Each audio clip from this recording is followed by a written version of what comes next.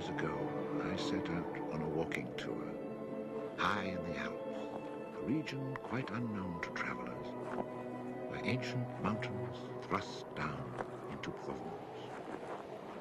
The trek began on barren moors, 12 or 1,300 meters above sea level, through land that was bleak and monotonous. Nothing grew there but wild lavender. My route led across the region at its widest point, and after hiking for 3 days, I found myself in a wasteland, desolate beyond description. I made camp near the remains of an abandoned village.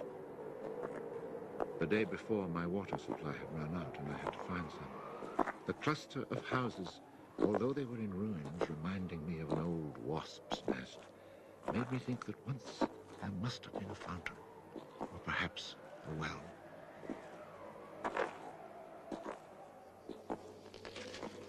There was indeed a fountain, but it was dry.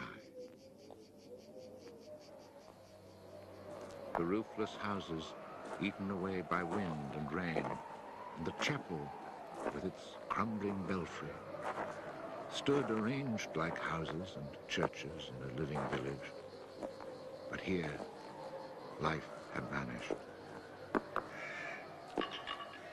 It was a sunny, cloudless June day, but over these bare highlands blew a fierce, insufferable wind.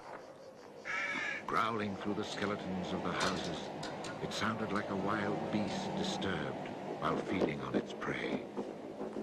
I had to move camp.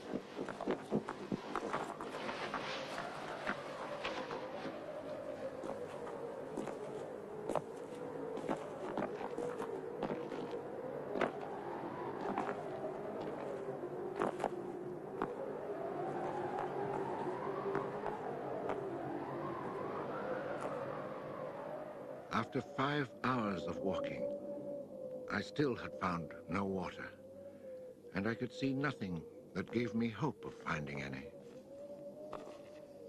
Everywhere, I came upon the same drought, the same coarse weeds.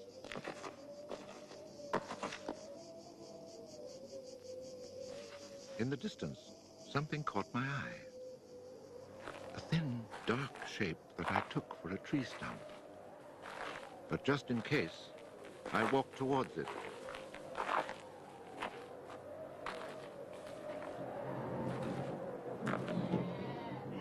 It was a shepherd, and beside him, resting on the burning ground, lay about 30 sheep.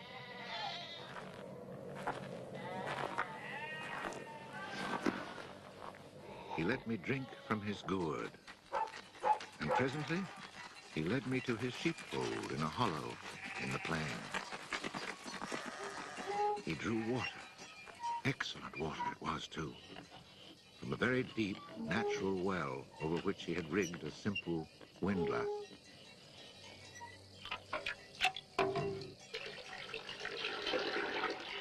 The man spoke very little, often the way with people who live alone, but he appeared sure of himself and confident in his assurance. It all seemed somehow strange in this barren land. He lived not in a hut, but in a real house, a stone house, whose walls clearly showed how his own labor had repaired the ruin it had once been.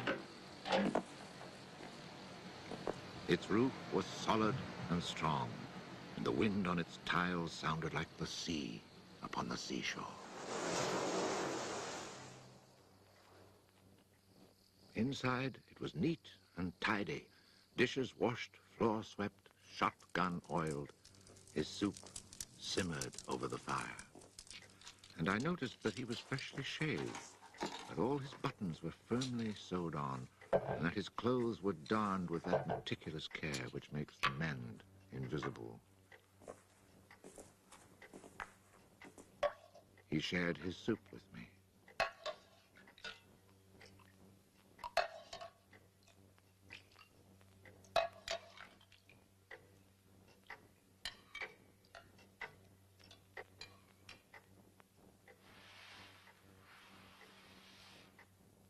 When I offered him my tobacco pouch, He told me he did not smoke. The dog, silent like his master, was friendly without fawning.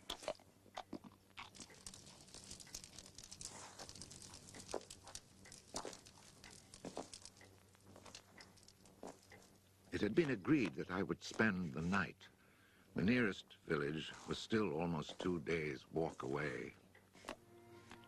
Villages in this region were few and far between, and I knew well what they were like. 4 or 5 of them were scattered over the slopes of these highlands, each one at the very end of a cart track among copses of white oaks. They were inhabited by charcoal burners. The living was poor, and families huddled together in a climate very harsh both in summer and winter found their struggle for survival made more bitter by their isolation. There was no relief. Their constant longing to escape became a crazy ambition. Endlessly the men carted their charcoal to town, then returned home. Even the most stable characters crack under the constant grind. The women seethed with resentment. There was rivalry in everything. The sale of charcoal and the church pew. They were rivals in virtue and rivals in vice. And the battle royal between vice and virtue raged incessantly. And always there was the wind. The ever-present wind constantly grating on the nerves. There were epidemics of suicide and many cases of madness, nearly always ending in murder.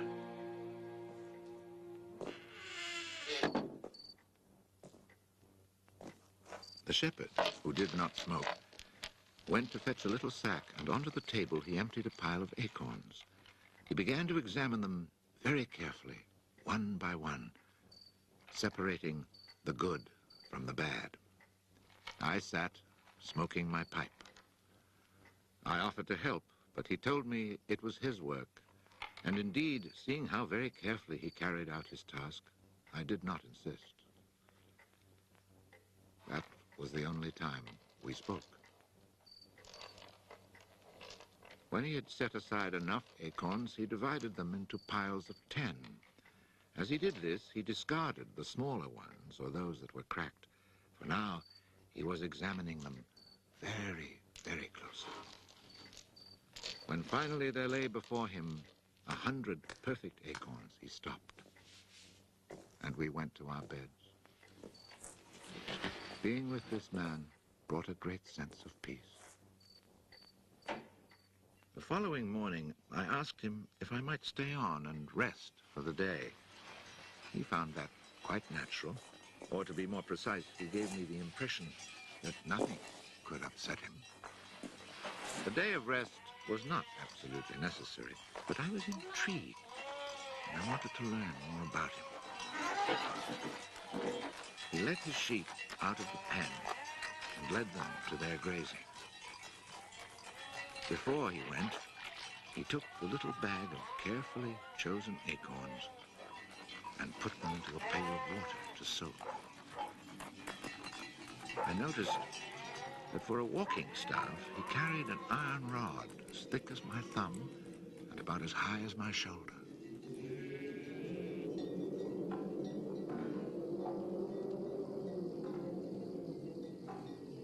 Pretending to take a leisurely stroll, I followed him at a distance, but keeping on a parallel path with him. The pasture for his sheep was down in a dell. Leaving his dog in charge of the little flock, he began to climb towards me where I was standing. I feared he was coming to reproach me. Not at all. It happened to be on his way, and he invited me to go with him if I had nothing better to do. He was going a little farther on, to the top of the hill.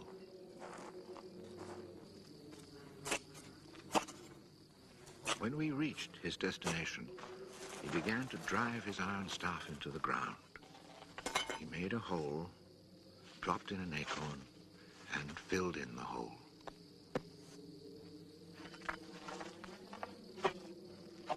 He was planting oak trees. asked him if he owned the land. He said no. Did he know who owned it? He did not. He thought it was common land, parish property, or perhaps it belonged to people who did not care about it. That did not concern him. So with infinite care, he planted his 100 acorns. After the midday meal, he began to sort out more of his acorns. I suppose I must have been quite insistent with my questions, because he answered me. For 3 years, he had been planting trees in that desolate country. He had planted 100,000. Of the 100,000, 20,000 had come up. Of these, he still expected to lose half, either to rodents or to any of the unpredictable things which only Providence can account for. That left 10,000 oaks to grow on this tract of land where before there was nothing. It was then that I wondered about the man's age. He was clearly more than 50. 55, he told me. His name was Elzéar Bouffier. He had owned a farm down in the lowlands. It had been his life. He had lost his only son, and then his wife, and had withdrawn into this solitude where he was content to live quietly with his lambs and his dog.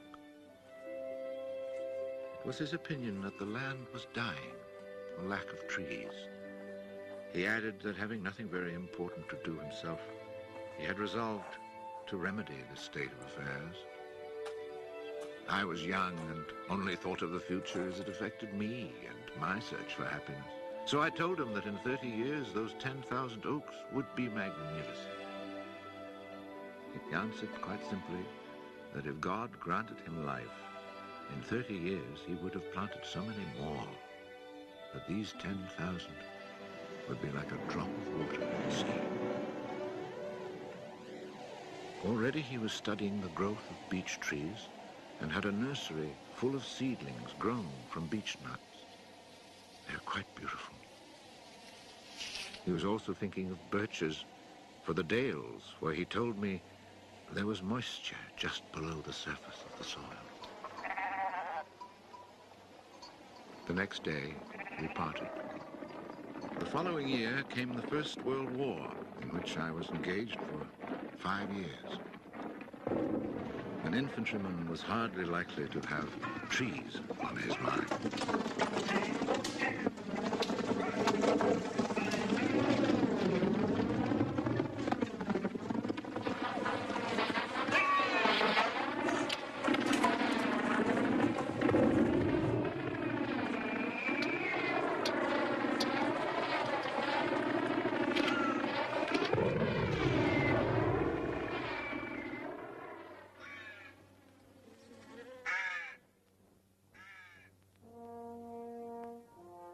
After demobilization, I found myself the possessor of a small gratuity and a great desire to breathe pure air. This was my only thought when I set off once more on the road to the barren land. The country had not changed. However, in the distance, beyond the deserted village, I noticed a sort of grayish mist that lay on the hilltops like a carpet. The shepherd who planted trees had been in my mind since the day before. 10,000 oak trees, I thought to myself, really need a lot of space. I had seen so many people die in those 5 years, it was easy to imagine that Elzéar Bouffier, too, was dead, especially since at 20, we think of men of 50 as ancient with nothing left to do but die.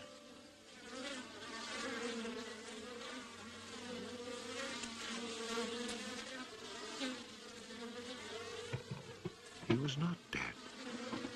He had changed his occupation. He had only 4 sheep left, but now he had over 100 hives of bees.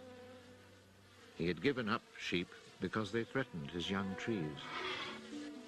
The war had not disturbed him, and he had calmly continued his planting.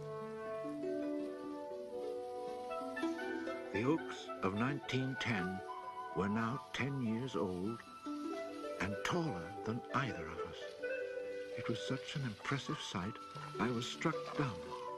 And as he never said a word, we spent the whole day in silence, walking through his forest.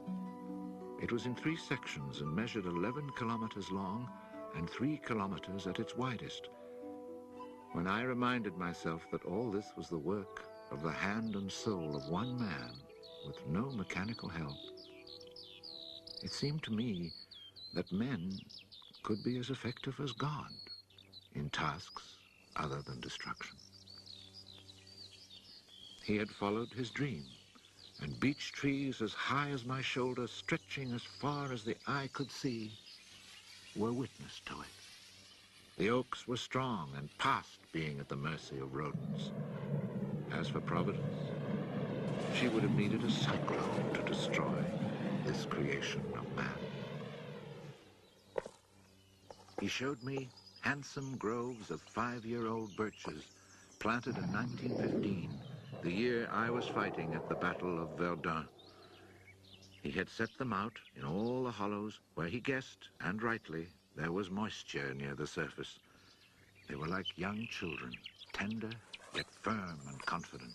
And creation, it seemed, had just followed in a natural sequence. He hadn't worried about it. Resolutely, he had gone about his simple task. On the way down through the village, I saw streams flowing with water, which in living memory had always been dry. This was truly the most impressive effect of creation's natural cycle that I'd ever seen. Long ago, these brooks had been full of water. Among the miserable villages I mentioned before, some were built on sites of ancient Roman villages, and archaeologists digging in the ruins had found fish hooks, whereas in the 20th century, cisterns were needed to ensure even a modest supply of water. The wind had scattered seeds too, and as the water reappeared, so did willow trees, reeds, meadows, gardens, flowers, and a reason for living. But the change had come about so gradually, and that it was simply taken for granted. Of course, hunters who climbed these heights in search of hares and wild boar had noticed the sudden appearance of little trees, but had put it down to some caprice of nature. That is why no one had meddled with the work of the shepherd. If they had suspected it was man's work, they would have interfered. But who would even think of him? Who in the villages or among the authorities could ever have imagined such constant, magnificent generosity?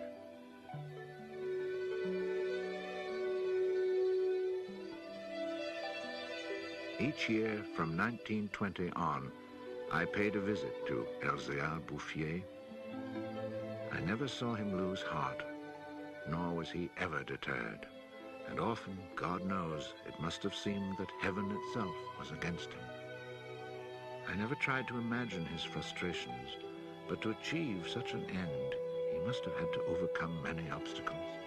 For such passion to succeed, he must surely have fought and conquered despair.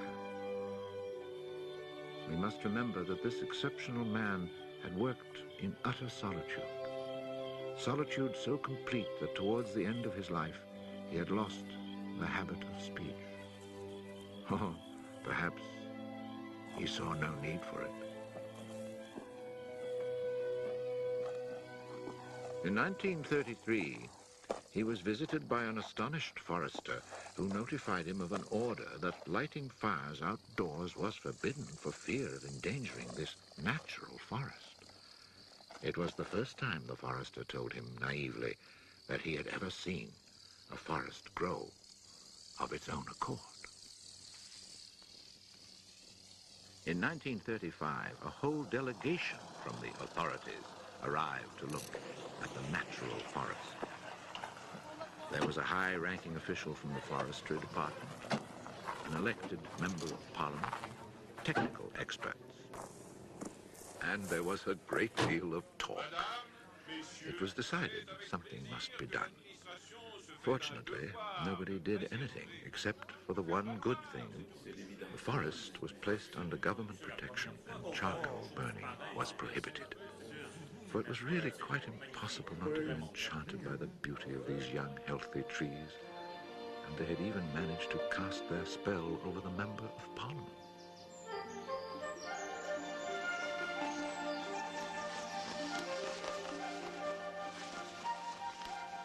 One of the senior foresters in the delegation was a friend of mine, and I explained the mystery to him.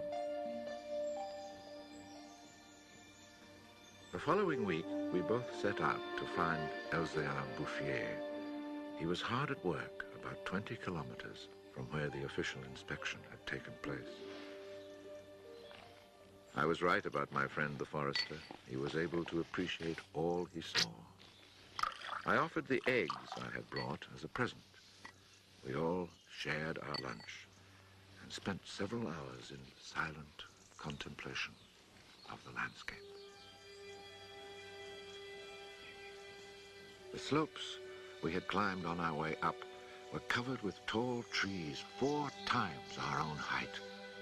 I remembered how it had looked in 1913, desolate, but quiet, regular work, brisk mountain air, the simple life, and above all, peace of mind, had endowed this old man with almost awe-inspiring health. He was one of God's athletes. I wondered how many more hectares he would cover with trees. Before we took our leave, my friend made one small suggestion about the kinds of tree which seemed to suit the soil here. He did not press the point, for the simple reason, he told me afterwards, that this man knows more about it than I do. The idea must have been turning over in his mind, for after we had walked for an hour, he added, he knows more about it than anyone else in the world.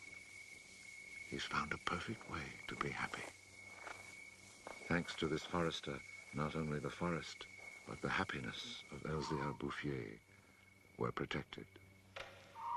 The only serious danger to his work occurred during the Second World War. Cars being powered by wood-burning generators. There was never enough wood.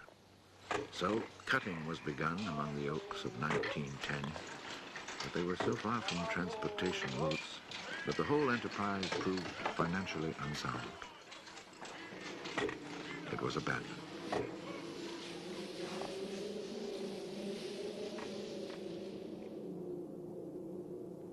The shepherd knew nothing of all this. He was 30 kilometers away, quietly going about his business, ignoring the War of '39 just as he had ignored it in 1914. I saw Elzéar Bouffier for the last time in June 1945. He was then 87. Again I had set out on the road to those barren moors. But now, in spite of the dislocation left behind by the war, there was a bus which ran from the Durance Valley up into the mountains. I decided it must be because of this relatively speedy means of transport that I could not recognize the places where my walks used to lead me.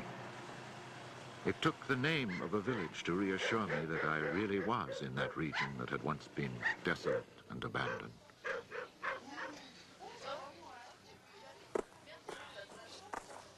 The bus dropped me at Vergon. In 1913, this hamlet of no more than a dozen houses had 3 inhabitants, wild creatures who hated each other, who set snares to make a living. They were people without hope. Now everything was different, even the air itself. Instead of the harsh, dry winds of the past, there was a gentle breeze full of fragrance. From the mountain tops came a sound like rushing water. It was the wind rustling through the forest. And then, even more astonishing, I heard another sound of water. I saw that they had built a fountain that was splashing merrily. And beside it, what I found most touching, someone had planted a linden tree, a perfect symbol of rebirth.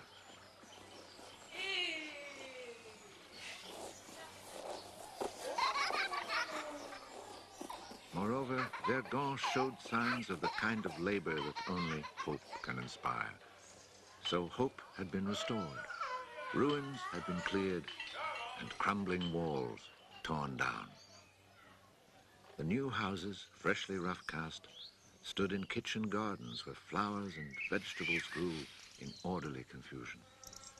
Roses and cabbages, snapdragons and leeks, celery and anemones. It had become a place where one would want to live. From this point, I continued on foot. The war had not been over long enough for life to reach full bloom, but Lazarus had emerged from the tomb. On the lower slopes of the mountain, I could see small fields of young barley and rye, and down in the narrow valleys, the meadows were green.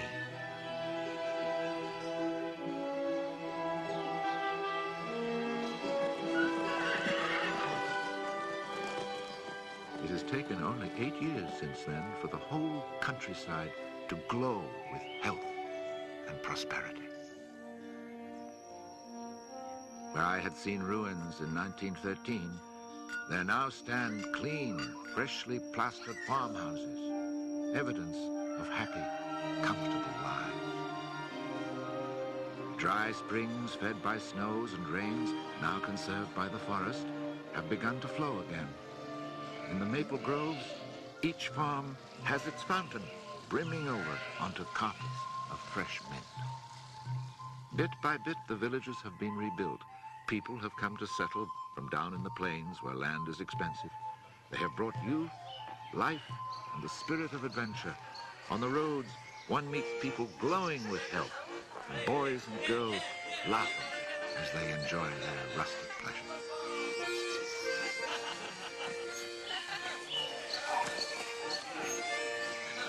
Counting those who lived here before, quite changed by their life in gentle surroundings, and including the newcomers, more than 10,000 people owe their happiness to Elzéar Bouffier. When I think that one man, one body, and one spirit was enough to turn a desert into the land of Canaan, I find after all that a man's destiny can be truly wonderful. But when I consider the passionate determination, the unfailing generosity of spirit it took to achieve this end, I'm filled with admiration for this old, unlearned peasant who was able to complete a task worthy of God.